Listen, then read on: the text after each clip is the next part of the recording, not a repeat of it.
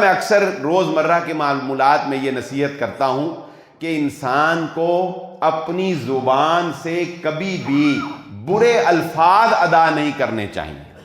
ہم میں اکثر لوگ اپنے الفاظ کی وجہ سے پکڑے جاتے ہیں۔ رسول اللہ صلی اللہ علیہ وسلم نے بڑی سختی سے منع فرمایا ہے، اپنے لیے، اپنی اولاد کے لیے، اپنے کاروبار کے لیے، کبھی بھی اپنے مال کے لیے برے الفاظ نہ نکالو، کہیں ایسا نہ ہو وہ الفاظ اس گھڑی کو پالے جب دعائیں قبول ہوتی ہیں اور تمہارے بارے میں نقصان کا فیصلہ ہو جائے۔ مثلا ایک چھوٹی سی مثال، ہم بے دہانی میں اکثر کہہ دیتے ہیں نا، او تیرا بیڑا غرق کر جائے، کہہ دیتے ہیں کہ نہیں، او تیرا بیڑا غرق ہو۔ اب یہ اتنی بڑی بد دعا ہے کہ خدا نہ خواستہ اگر آپ اپنے بچوں کو یہ کہیں تیرا بیڑا غرق ہوئے اور اس کا یہ وقت قبولیت کا ہو اور بیڑا غرق ہو جائے، تو آپ بتائیں پھر کیا، کہاں تک بات پہنچتی۔ تو یہ چھوٹے چھوٹے جملے اپنی زندگیوں سے نکال باہر کریں۔